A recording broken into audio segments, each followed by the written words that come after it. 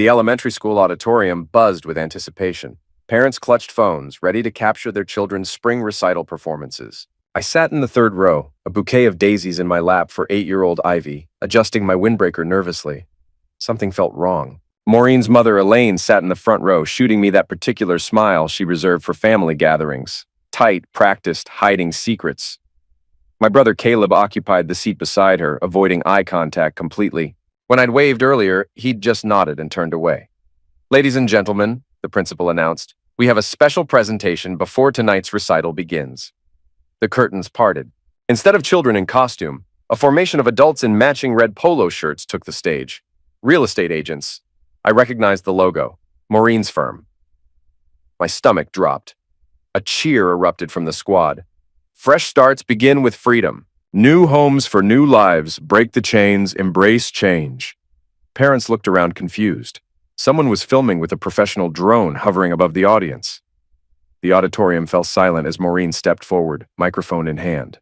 "Ben Coulter," her voice echoed through the speakers. "You've been served. I filed for divorce this morning at 9 a.m. Your presence in my life, and in Ivy's life, is no longer needed or wanted." Gasps rippled through the crowd. A few scattered claps from the real estate squad. I watched my daughter's face crumple as tears streamed down her cheeks from behind the side curtain where the children waited. I stood slowly, bouquet still in hand. Every eye in that auditorium fixed on me. Maureen smiled triumphantly from the stage, expecting me to bolt in humiliation. Instead, I started clapping, slow, deliberate applause that echoed in the silence. "Brilliant performance," I said, my voice carrying without amplification. "Really spectacular." Then I unzipped my windbreaker. A small wireless microphone was clipped to my shirt, its red recording light blinking steadily. A wire snaked down to the compact recording device in my pocket. "Thank you for confirming everything in public," I said, still clapping. "And thank you to our audience, especially my brother Caleb and my dear mother-in-law Elaine. I'll be seeing all of you again very soon. In court." Maureen's face went white. The real estate squad stopped cheering. The drone footage suddenly didn't seem like such a brilliant marketing stunt. "2 weeks ago," I continued, my voice calm and measured, "I discovered some interesting financial irregularities. Crypto transfers to private wallets, suspicious phone calls. And this," I pulled out my phone showing Ivy's crayon drawing to the crowd. Stick figures of mommy kissing Uncle T at an open house while daddy figures stood alone by a car. Children see everything, don't they? 2 weeks earlier. The discovery happened by accident. I've been looking for our tax documents when I found Maureen's laptop open to a crypto wallet interface. $37,000 in transfers over the past 6 months. All to an account labeled TM Holdings. Trent Mallory, her business partner at the real estate firm. That night, I called Lana Rodriguez, an old college friend who now ran a cybersecurity consulting firm. We'd stayed in touch over the years, and I knew she specialized in digital forensics for divorce cases. "I need help," I told her over coffee the next morning. "My wife is hiding assets, and I think she's planning something." Lana leaned back in her chair, studying my face. "How far are you willing to go, Ben? Because once we start pulling threads, we might not like what unravels." "As far as necessary. My daughter's involved." 3 days later, Lana had installed monitoring software across all of Maureen's devices. Audio scrapers, screen mirrors, cloud backups, everything admissible in court with proper documentation. The process had been meticulous. Planting microtransmitters in her car during a grocery store visit, installing keyloggers through infected email attachments disguised as real estate newsletters, and even placing audio devices in her office during a fake maintenance visit. "Your wife isn't just having an affair," Lana told me during our first evidence review. "She's planning systematic destruction, and she's been at it for months. Listen to this." The first recordings were devastating. Maureen and Trent discussing their timeline, their strategies, their complete disregard for collateral damage. But as we dug deeper, the conspiracy revealed itself to be far more elaborate than I'd imagined. "She's been documenting fake incidents for over 6 months, Lana explained, pulling up a Word document from Maureen's laptop. "Look at this, a detailed log of supposed concerning behaviors she claims to have witnessed. Dates, times, fabricated witnesses. She's been building a case against you since last Christmas." I scrolled through the document, my hands trembling with rage. Entry after entry of lies. Ben raised his voice at Ivy when she spilled milk. 3/15, witnessed by neighbor. Found empty beer bottles hidden in garage. 4 halves. Ivy seemed withdrawn after weekend with Ben. 4/20. We'll discuss with school counselor. None of this happened, I whispered. Gets worse. She's been coaching Ivy using children's therapy techniques, teaching her to associate negative emotions with memories of you. There are voice recordings of her doing guided meditation sessions where she plants suggestions about feeling unsafe around Daddy. The audio file played Maureen's soothing voice. Now, Ivy, I want you to think about when Daddy gets loud. How does that make your tummy feel? Does it feel scary? It's okay to feel scared when grown-ups get loud. Even daddies. Your wife isn't just having an affair, Lana repeated grimly. She's been conducting psychological warfare against a child. The audio recording crackled through her laptop speakers. Maureen's voice. Once the divorce goes through, I need you to testify that Ben's been unstable. Drinking problems, anger issues, maybe even inappropriate behavior around Ivy. My brother Caleb's voice, unmistakable. I don't know, Maureen. That's my brother we're talking about. $15,000, Caleb, cash. All you have to say is, you've been concerned about his behavior lately. That you've seen him lose his temper with Ivy. A long pause. Then, okay, but I want half up front. I sat in stunned silence as my own brother sold me out for money. There's more, Lana said grimly. Much more. Over the following nights, I listened to hours of recordings, each session revealing new layers of deception. Maureen wasn't just coordinating with Trent. She was running a sophisticated operation designed to obliterate my life from multiple angles. There were recordings of her meeting with my old friend Jake Morrison, attempting to get him to testify about my supposed drinking problem at our college reunion. When Jake refused, she offered him a below-market rate mortgage through Trent's lending network. Jake still refused, but the attempt showed how far her tentacles reached. She contacted my former girlfriend Rachel, now married with kids in Seattle, trying to get her to sign an affidavit claiming I'd been controlling and emotionally manipulative during our relationship 15 years ago. When Rachel hung up on her, Maureen left voicemails threatening to expose Rachel's college shoplifting arrest unless she cooperated. Most chilling were the sessions with Ivy, hours of bedtime stories, where Maureen would casually insert poison. Once upon a time, there was a little princess whose daddy loved her very much, but sometimes daddy's love made him do scary things. The princess learned that real love doesn't hurt or frighten people. But the real shock came from Trent's phone calls with his criminal associates. These weren't just real estate scams. They were running tools, pills, and human operations through a network of shell companies spanning 3 states. We'll have him declared unfit. Trent's voice was cold, calculating. Maureen gets the house, the kid, and her company stake. He's too passive to fight back effectively. What if he does fight? Maureen asked. He won't. But if he tries, we've got insurance. Your mother will testify about his drinking. Your brother-in-law backs up the abuse claims. Even if he lawyers up, it's 3 witnesses against 1 defendant. And Ivy? Kids believe what they're told to believe. She'll fall in line. I played that recording 3 times before I trusted myself to speak. Lana, I said finally, I need you to help me destroy them. Completely. Now you're talking, she replied with a predatory smile. My transformation began immediately, but it was calculated and methodical. Every move designed to ensure maximum legal protection while systematically dismantling their operation. First, I documented everything. I opened safety deposit boxes at 3 different banks, storing copies of all evidence with detailed chronological logs. I established encrypted cloud storage accounts under assumed names, backing up terabytes of surveillance data with military-grade encryption. I froze our joint accounts, transferring my salary to a trust fund in Ivy's name, perfectly legal and documented. I hired the most ruthless family law firm in the state through Lana's network, paying their retainer from my personal savings. But I also retained a criminal defense attorney, anticipating that my actions might eventually cross legal boundaries. The financial warfare was surgical. Using Lana's forensic accounting skills, we traced every dollar flowing through Maureen and Trent's network. They thought they were clever, hiding assets in offshore accounts and cryptocurrency wallets, but they'd left digital breadcrumbs everywhere. Look at this, Lana said, pulling up a complex flowchart on her computer. Maureen's been siphoning money from your joint accounts for 18 months. Small amounts, never enough to trigger alerts, but it adds up to over $60,000. Where did it go? Straight into Trent's crypto mining operation. But here's the beautiful part. Crypto mining is how they've been cleaning pills money. Every dollar of your money that went into their system can be traced to narcotics transactions. But the real work happened in the shadows. Lana's forensic analysis revealed that Trent's empire was built on a foundation of fraud that made my wife's betrayal look amateur by comparison. His successful house-flipping business was actually the visible tip of a massive money-laundering iceberg. He wasn't just buying distressed properties with dirty money.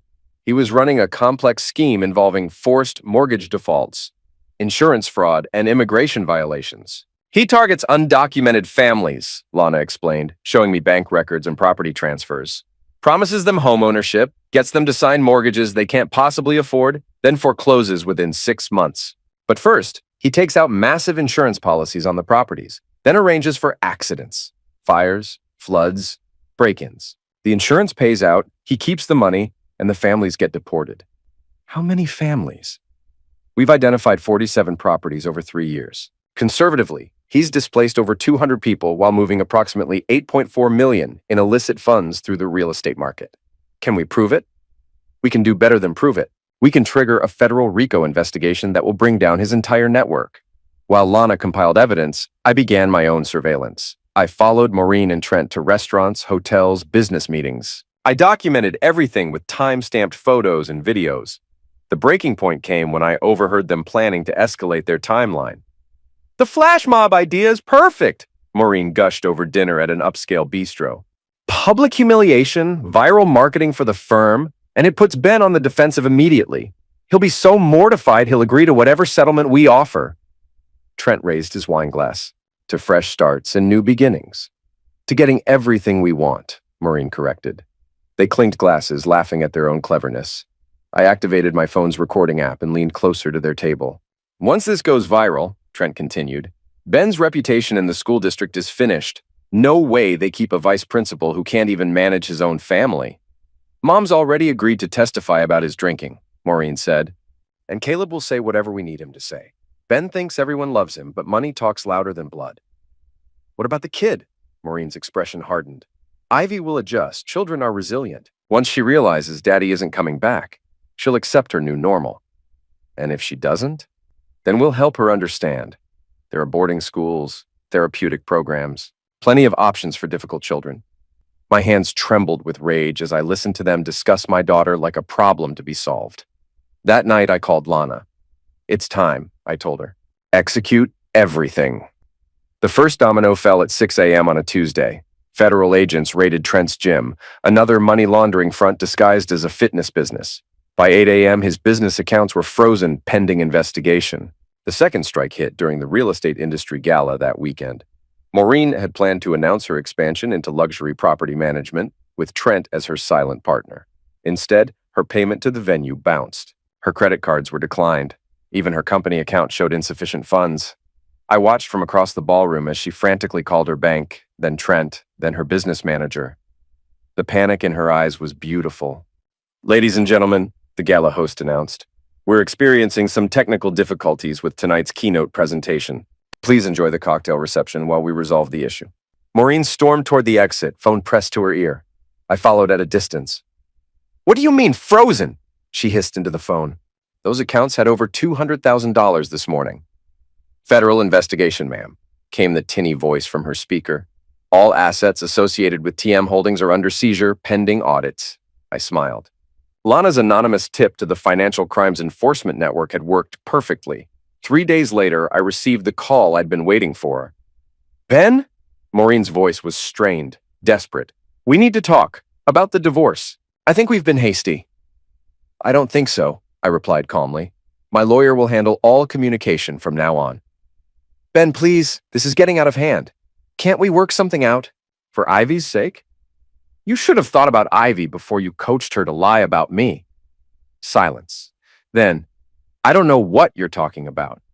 "It's all documented, Maureen. Every lie, every bribe, every time you coached Ivy. It's already in my lawyer's hands." "You're bluffing." "Friday night, Chez Laurent restaurant. You said, and I quote, 'Once she realizes Daddy isn't coming back, she'll accept her new normal. And if she doesn't, there are boarding schools, therapeutic programs, plenty of options for difficult children.'" The line went dead. That evening, I waited in the parking garage beneath Trent's condo building. I'd been studying his routine for 2 weeks. He arrived home every Tuesday at 8:47 p.m., took the same parking spot, always carried his gym bag and briefcase. Tonight would be different. I'd prepared meticulously. The compact launcher looked like a large flashlight, but fired non-lethal capsaicin rounds, perfectly legal for personal protection in our state.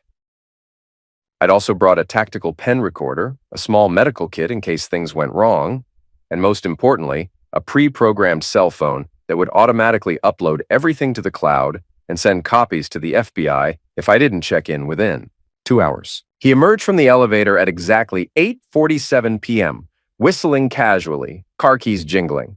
Same routine, same arrogance. He had no idea his entire world was about to collapse. I stepped out from behind a concrete pillar, my footsteps echoing in the silence. "Hello, Trent." He spun around, startled, gym bag dropping to the concrete. "Ben, what the heck are you doing here? How did you get past security?" "Same way. I got past your digital security, your financial firewalls, and your network of fake buyers. You're not as clever as you think." Trent's surprise shifted to arrogance, his shoulders squaring as he sized me up. At 6'2" and 200 pounds of gym muscle, he clearly thought he had the physical advantage over a school administrator. "About what? Your wife finally finding someone who knows how to treat her right? Someone who actually makes her feel seen?" The insult was deliberate, designed to provoke me into making a mistake. Instead, I smiled.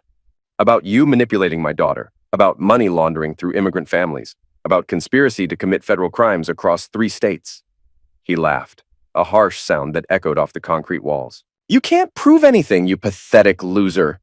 Maureen made the right choice upgrading from a small-town school administrator to a real businessman, someone who actually understands power. "A real businessman," I repeated thoughtfully, activating the recorder in my pocket. "Is that what you call someone who forces families into fake mortgages, then burns their houses down for insurance money?" His laughter died instantly. "You're fishing." Maria Castellanos, 1247 Elm Street. Promised homeownership, qualified for a loan she couldn't afford, house mysteriously caught fire 3 months later. Insurance paid out $2.1 million. Maria and her 3 children were deported the next week. Trent's face had gone pale, his eyes darting to the exit ramps. "That's just business. Real estate is volatile." David Chen, 892 Oak Avenue. Same pattern. Jorge Rivera, 445 Pine Street. Same pattern. 47 families, Trent. 218 people, including 63 children under the age of 10. You don't have proof of any of that. I pulled out my phone and played an audio recording. His own voice filled the garage. "The Colombians want their money clean by month's end. Use the usual buyers, make sure they understand the consequences of talking, and torch the Morrison property tonight. Make it look electrical." Another voice. "What about the family inside?" Trent's voice, cold and calculating. "Collateral damage. They're illegals anyway. No one will investigate too hard." "You're recording me," he said, his voice tight with panic. "I have 47 more recordings like that," I said quietly. "Plus bank records, property transfers, insurance claims, and witness statements from 6 of your victims who decided cooperation was better than deportation." Trent looked around the empty garage, calculating distances to exits, probably wondering if he could reach his car or the emergency stairs before I could stop him. "What do you want, money? I can make you rich, Ben. Richer than you ever imagined. We can cut you in on everything. The real estate deals, the crypto mining, all of it. I want you to understand that when you threaten my daughter, when you destroy innocent families for profit, you've picked the wrong enemy. I never threatened your daughter. You called her a pawn in a recorded conversation. You discussed sending her to boarding school to get her out of the way. You conspired to fabricate abuse allegations against her father. And worst of all, you helped my wife psychologically manipulate a child. That was just talk. Business strategy. We never meant... You meant every word. Same way you meant it when you set fire to homes with kids still sleeping inside." Trent finally understood that talking wouldn't save him. He dropped his briefcase and rushed toward me, expecting to overpower a smaller man through brute force.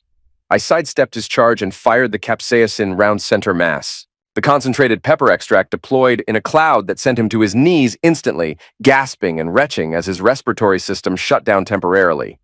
"You know what the difference is between you and me, Trent?" I said, standing over his writhing form.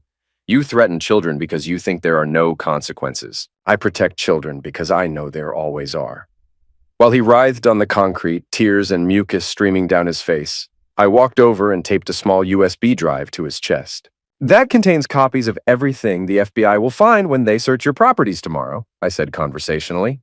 Your money laundering operation, your human trafficking network, your arson for hire schemes, and most importantly, the audio recording where you discussed letting families burn alive for insurance money. Trent could only wheeze in response, his hands clawing at his throat as the capsaicin did its work. But that's not the best part, I continued, crouching down so he could see my face clearly. The best part is that 3 of your victims are now cooperating witnesses in a federal RICO case. They've been wearing wires for the past month, recording every interaction with your network. Your entire operation is compromised. His eyes widened in horror as the implications sank in.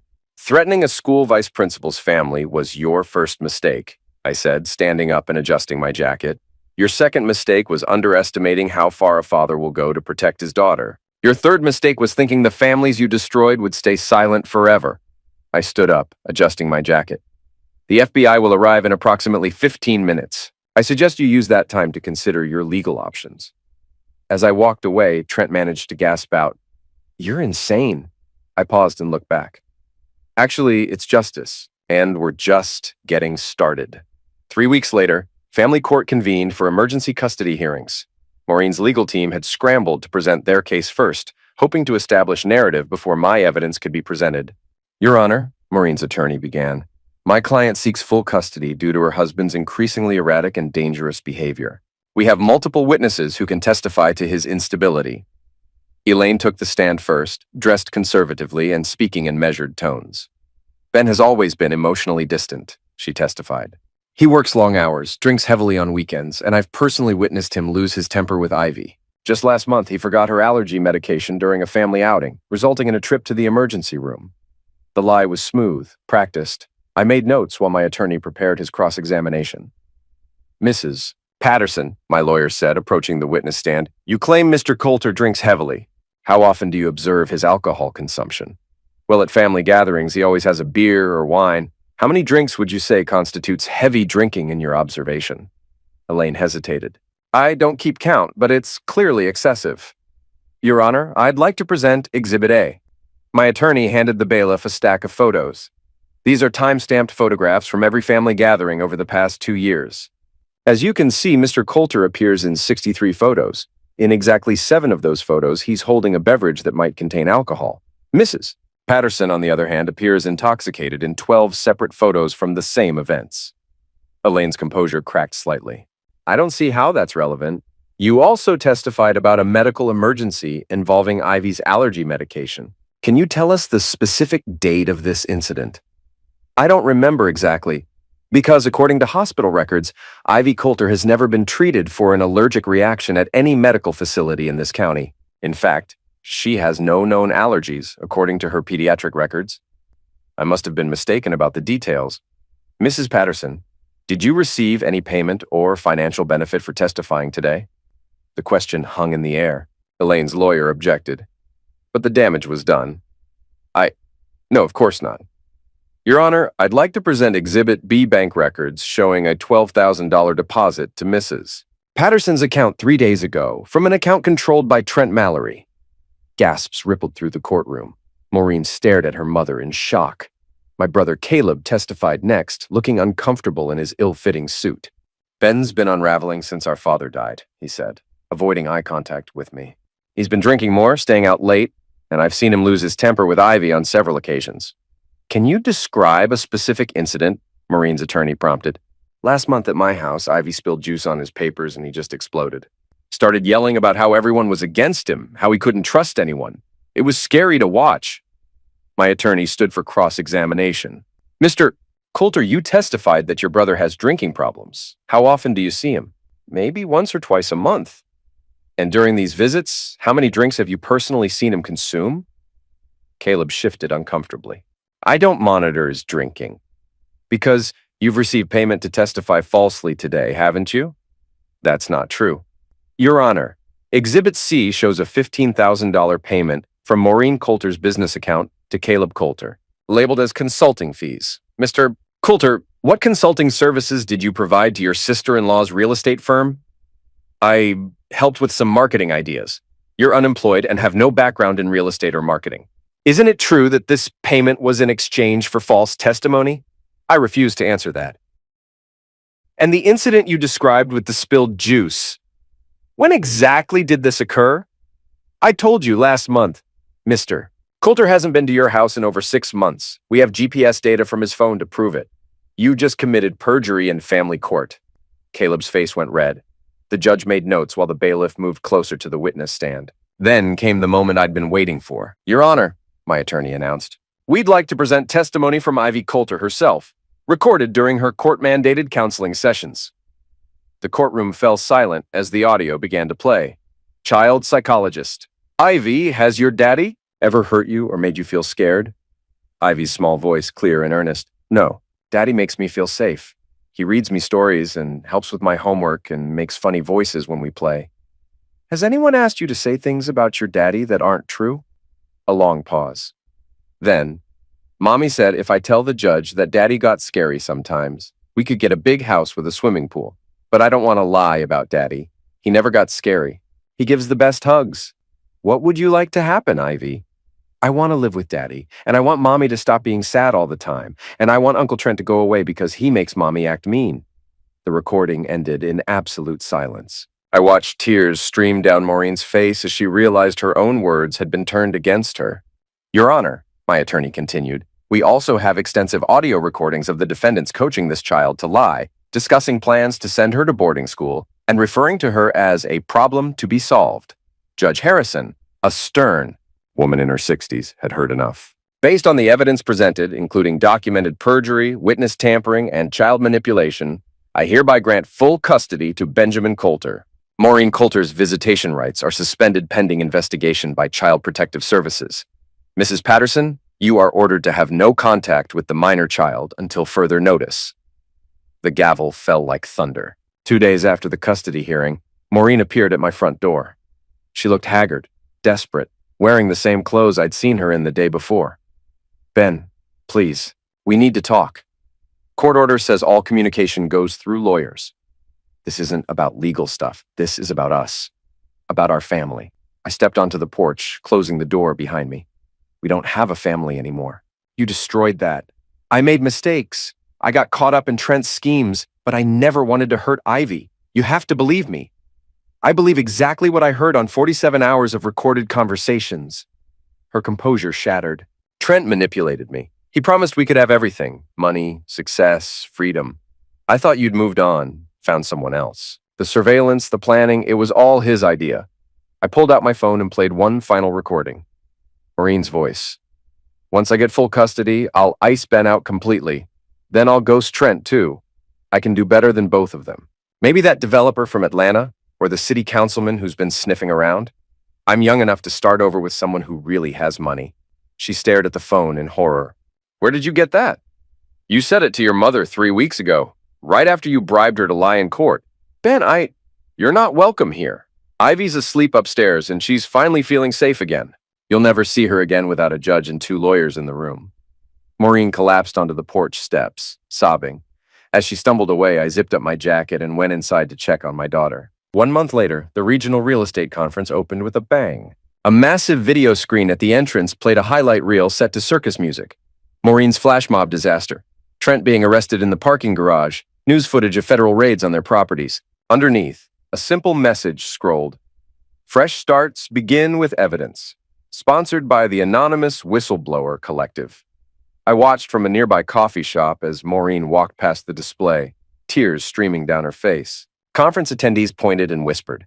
Someone took her photo. My phone buzzed with a text from Ivy, who was spending the afternoon with Lana's family. Dad, guess what? I won the school art competition. My painting is going to be in the district exhibition. Proud of you, princess, I texted back. I'll be home soon. Across the street, Maureen climbed into a taxi. Through the window, I could see her shoulders shaking with sobs. Justice, I reflected, wasn't always swift, but it was always thorough. My phone rang again. Lana's name appeared on the screen. Ben, you need to see the news. Trent just pled guilty to money laundering and conspiracy charges. 15 years minimum, no possibility of parole. And Maureen, still under investigation. Her real estate license was revoked this morning. The FBI seized her remaining assets as proceeds of criminal enterprise. I smiled, watching the taxi disappear into traffic. What about my brother and mother-in-law? Caleb's facing perjury charges. Elaine got probation and community service, but she's banned from any contact with Ivy. They both lost their credibility permanently. Good. Sometimes doing the right thing means becoming someone you'd never thought you'd be. But if it keeps your daughter safe, it's worth every scar.